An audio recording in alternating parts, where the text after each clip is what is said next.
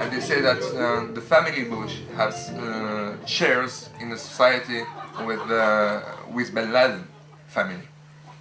Do you believe something like that? I believe this. Why not? I believe because no, it's not like question when that. It's not question if it's not knew- question is I believe. knew No, I'm about, sorry. It's question When young professionals in Morocco get together for a party, the talk inevitably turns to politics and religion. Nothing wrong with that, but it's the middle of Ramadan and drinking alcohol and smoking hashish is strictly forbidden. Quand j'entends un islamiste parler par rapport en fait aux gens divergents qui boivent dans le Ramadan, qui sortent le soir, qui fument, qui picolent, ils te disent comme quoi on a été inhibé au travers de la culture américaine, la culture occidentale. Mais c'est faux, parce qu'en fait on a eu quelque part un peu une certaine ouverture au travers de notre éducation. For these partygoers, defying Islamic law is not unusual, even though they, like most of the population, are Muslim. That's fine. Everybody's cheating. We know that everybody's cheating. Everywhere. We know that everybody's cheating because we do Ramadan. Okay, this 1 month that you don't have to drink, you don't go to clubs, you don't do this, you don't do this. Okay, fine. Then after Ramadan, if we really are Muslim people, then we shouldn't go to clubs, we shouldn't drink, we shouldn't do that. We shouldn't be buying alcohol. Yeah. So there is a little cheating thing going on, but I mean that's the way it is.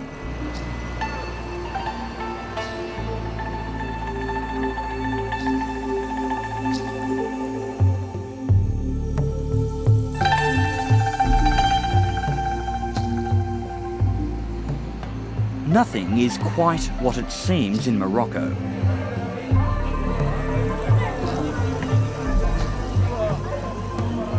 This moderate Islamic society is a good friend to the West, and Western influence is evident everywhere.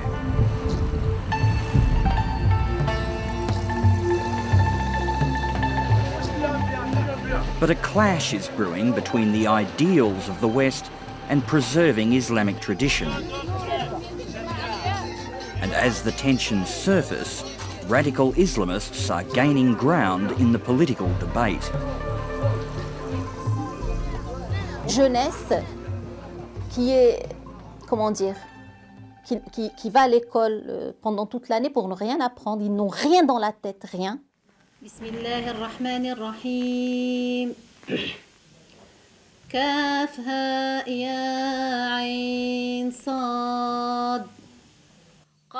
Nadia Yassin is unimpressed with the youth of Morocco. She is the public face of Morocco's most popular social political group, Justice and Spirituality. Le changement, oui, mais dans notre culture, avec des choix marocains, dans une histoire qui est islamique. The Justice and Spirituality movement was founded by Nadia's father, Sheikh Abdussalam Yassin, an outspoken Islamic scholar who remains its leader. For years, the Moroccan government considered Sheikh Yassin enemy number one. Even now, he remains under de facto house arrest, unable to travel or speak at public gatherings. Despite that, his organisation is growing in popularity, and his daughter Nadia continues to talk out against the government and the ruling royal family.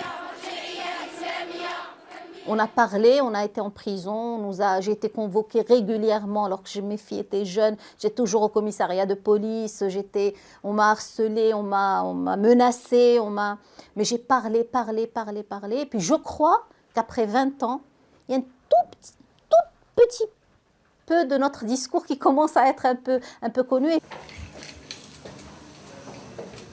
Nadia Yassin says she's utterly opposed to violence. Nevertheless, she does want an Islamic revolution in Morocco. In a country which has been ruled by a succession of kings for 300 years, that's enough to land you in deep trouble. On ne pensera jamais à arriver à des solutions violentes, mais au niveau de l'expression, on a le droit de dire que la monarchie, c'est anti-islamique. c'est un système anti-islamique. Il n'y a pas de légitimité qui compte. Si la légitimité ne vient que par le peuple, et ma foi, le peuple n'a jamais choisi ses monarques depuis...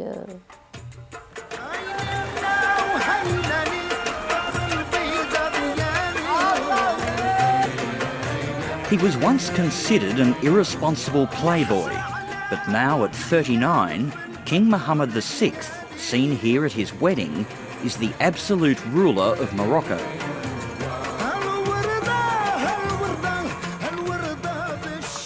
His father, King Hassan II, was a leader the West could do business with, but at home he had little patience for opposition. Morocco has a parliament and regular elections, but King Hassan had a habit of fixing the results. Anxious to shake off the old image, the new king last year insisted that Morocco should have free and fair elections. As a result, Islamic parties cornered nearly half of the vote. But despite their massive electoral gains, the young monarch appointed no Islamist to his cabinet.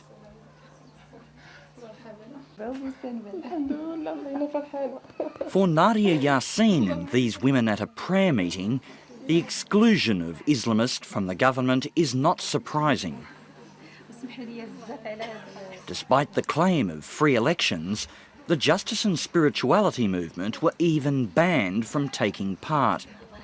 That's mainly due to their anti-monarchist stance. Their opposition has a long history. As far back as 1973, Sheikh Yassin wrote an open letter to the old king criticising him for the westernisation and moral decay of Morocco. Puis il y a eu la lettre au roi, la lettre ouverte au roi qui s'intitule l'Islam ou le déluge. Et il a écopé de 4 ans. On l'a placé dans un asile psychiatrique pendant 4 ans. Il a été harcelé. Et vous imaginez, bon, on a perdu tous nos amis. On a vécu quand même une adolescence assez mouvementée. Puis après, il a écopé de 2 ans de prison.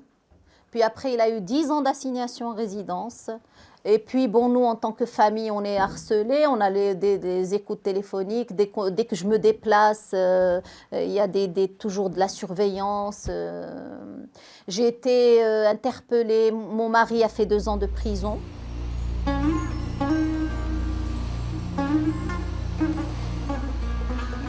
Just across the river from Morocco's well-to-do capital Rabat lies the city of Saleh, its poor cousin.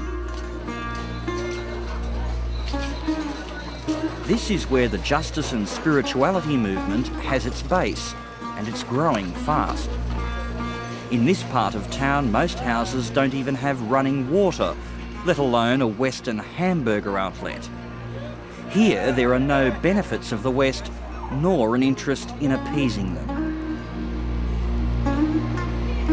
There's virtually no government support for these people, so it's left to groups like Justice and Spirituality to provide a security net, supplying food and clothing.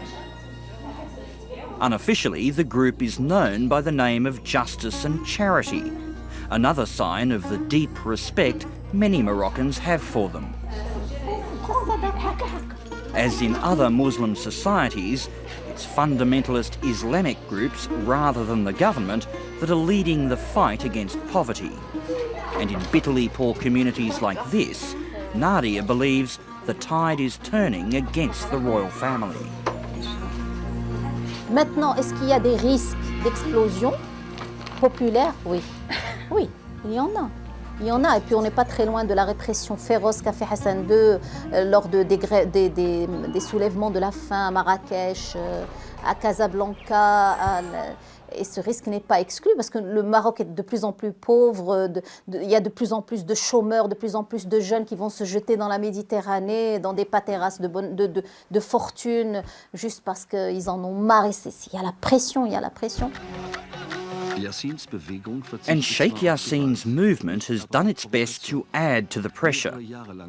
A few years ago, fed up with what they considered the Western moral decadence of bikini-clad tourists, members flocked to Morocco's beaches in their thousands to pray.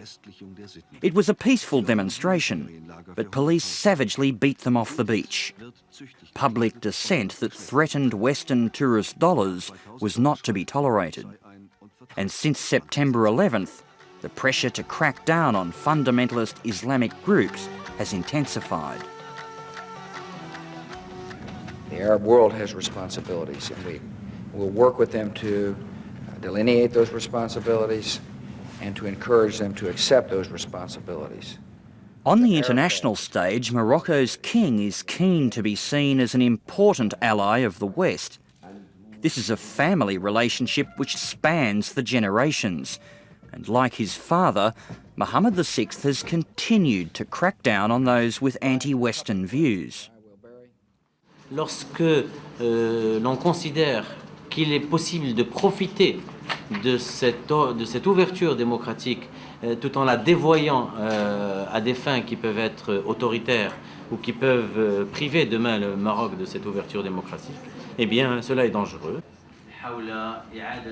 Morocco's official government spokesman, Communications Minister Nabil Ben Abdallah, insists that fundamentalist groups like Justice and Spirituality do present a threat to Western democratic values.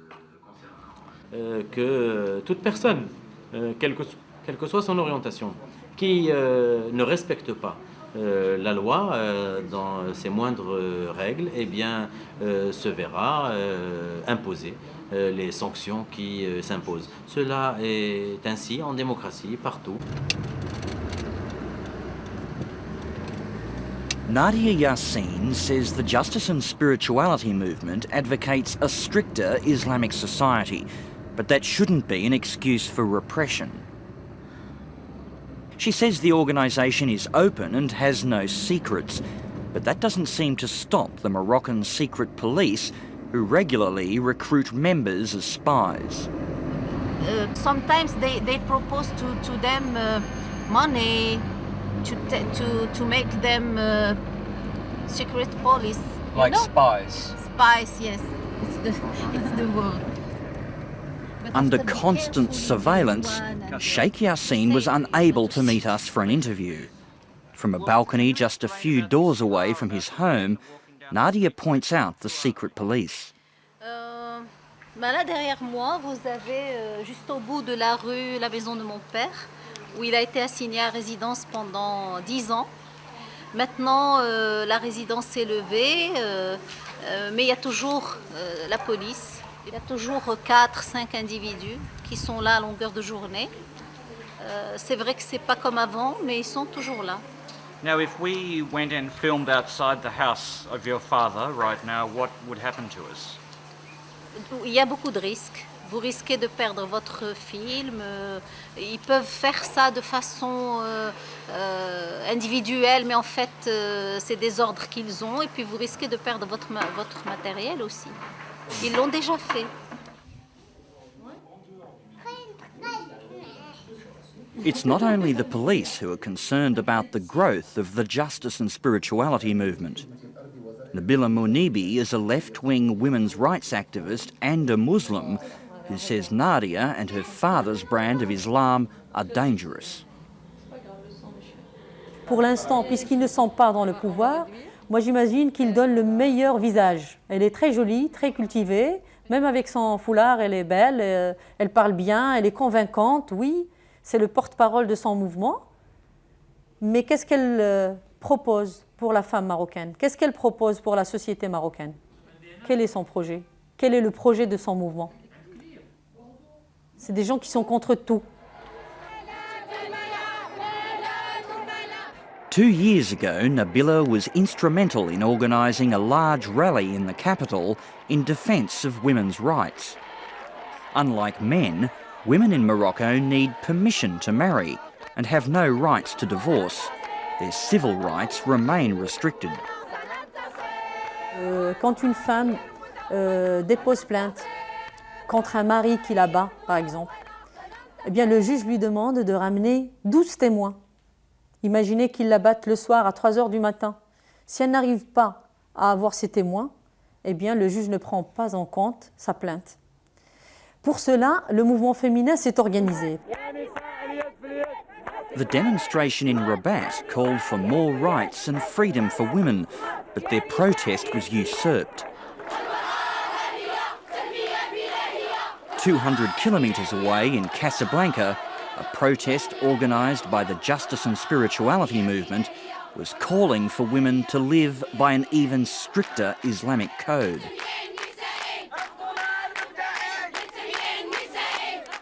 The protest by traditional Islamists drew a far greater crowd than the women in Rabat, demonstrating that the Islamist message was proving popular with the masses.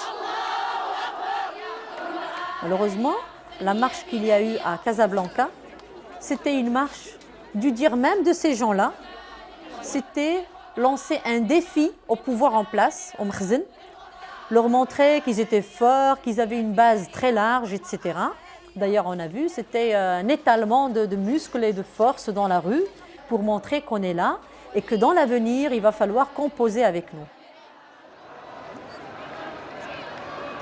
That muscle on the streets is not new in Morocco.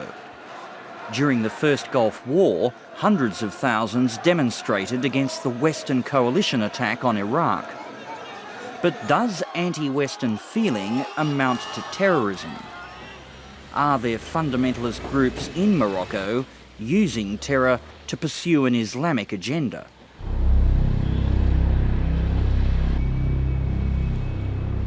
With the first interrogations from Guantanamo Bay came the evidence that terrorists were active in Morocco.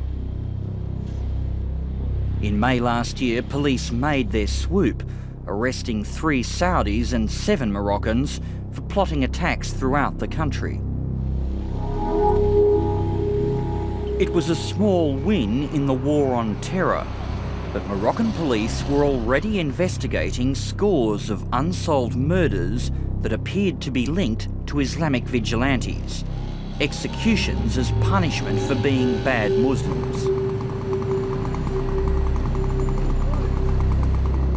In July last year, the people of Casablanca awoke to the news that the body of a teenage girl had been found, violently stabbed to death. Within days, the body of another girl turned up, both her arms hacked off by the killers. And a week after that, the decapitated remains of a third girl were discovered. Police had few doubts that it was the work of Islamist extremists.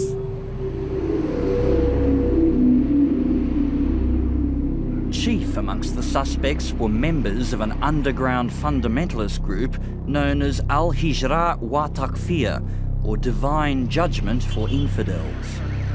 By late August, a police task force had detained 30 members of the shadowy group, linking them to many of the murders.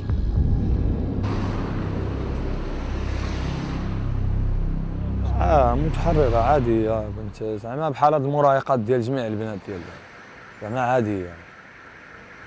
فهمتي راك عارف البنات ديال اليوم دابا متبعين لا مود فهمتي تخرج مزيرة ولا هادي الدنيا هاني ما زعما كول كاينش المشكل ولا وكانت ديما تخرج وتجي في الوقت واخا تعطل واحد ساعة نص ساعة عارفين بأن راه غادي تجي فهمتي حتى النهار كيما وقعت الواقعة في شهر في النهار 10.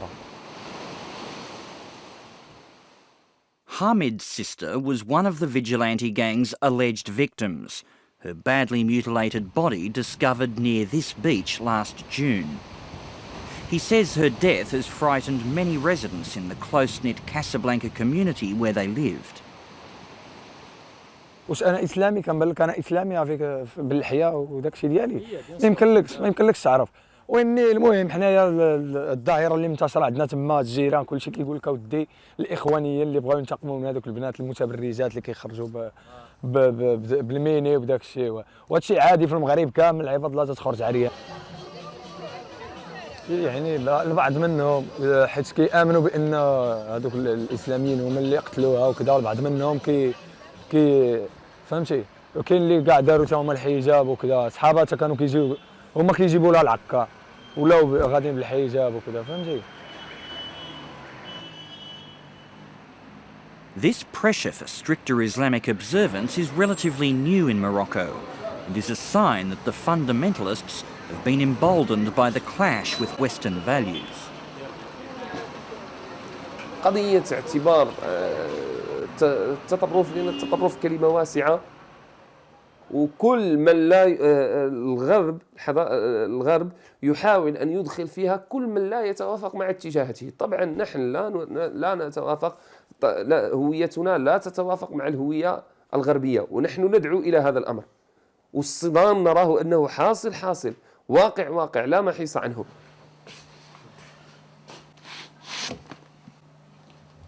Abu Hafs is a member of another fundamentalist group, Salifi Jihadia, which his father introduced to Morocco in response to the First Gulf War.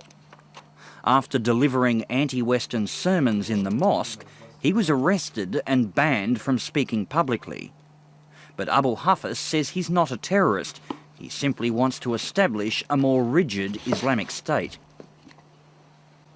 أول شيء ندعو إليه وأهم شيء ندعو إليه هو تطبيق النظام الإسلامي، ونقول لهم بأننا نحن لسنا بحاجة إلى استيراد أنظمة غربية مهما كان فيها من الخير، مهما ما يقال لي مثلا النظام الديمقراطي، مهما ما يقال فيه من الخير.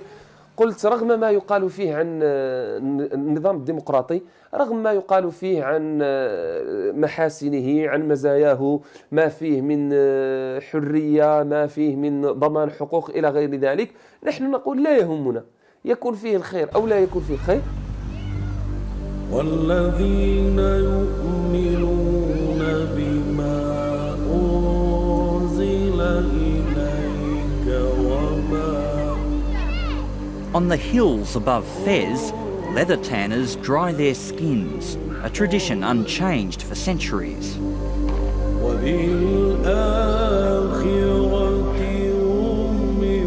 Fez is Morocco's historical centre of religious learning, and here support for Abu Hafs runs deep. Moroccans are proud of their history and their religion, and America's campaign against Islamic fundamentalism is viewed with deep suspicion. رغم أنه اعتذر إلا أنه في الأول صرح بأن هذه الحرب حرب صليبية، يعني كروسايد وور، حرب صليبية. وبرلسكوني مثلا أيضا صرح بأننا نحن سنحارب هذه الحضارة المتخلفة، وسنحارب هؤلاء القوم المتخلفين، وهذا الصراع قال بين الحضارة المتقدمة وبين الحضارة المتخلفة. فالصراع سواء الصراع الحربي أو الصراع الثقافي دائما يأخذ منحى الهجوم على المسلمين والهجوم على الهوية الإسلامية، وهذا هو الذي يعانيه المسلمون من الحضارة الغربية.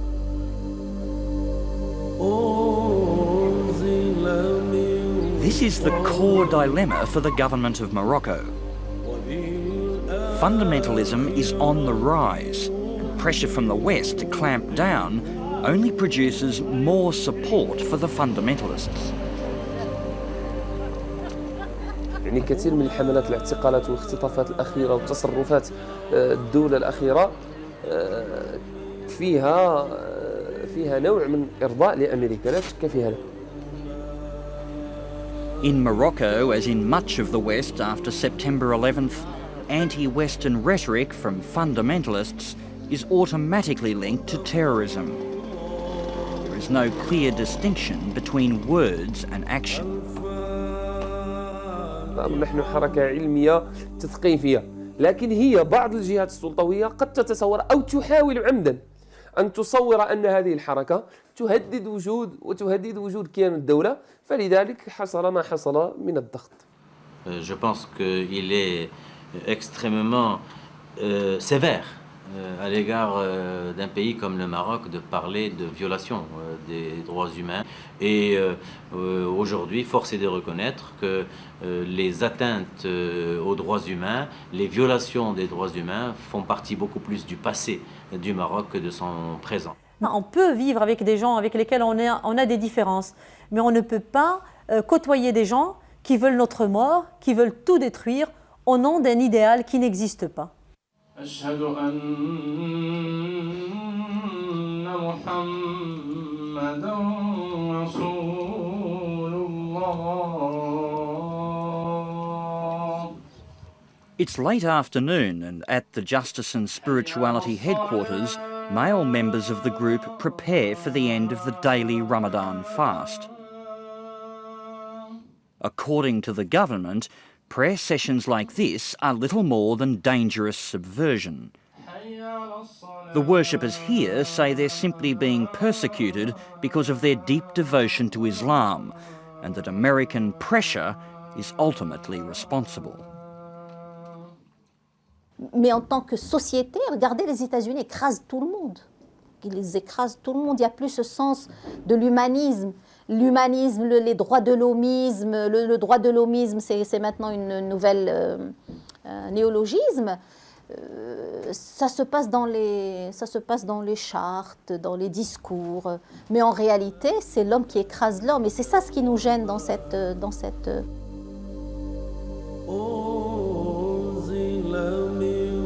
Other Islamists warn that as repression of their freedom of speech continues, their anger is growing. أتصور بأن المسلمين لديهم استياء عام، عموم المسلمين لديهم استياء عام من السياسة الأمريكية تجاه البلدان وتجاه الدول الإسلامية، وبالتالي أي دولة متحالفة مع أمريكا طبعا ستخلق نفس الاستياء في النفوس.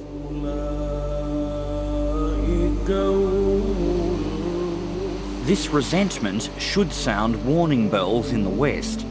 If the people of moderate Islamic countries like Morocco are feeling it, then America's war on terror or an invasion of Iraq may well provoke a dangerous backlash from the broader Muslim world.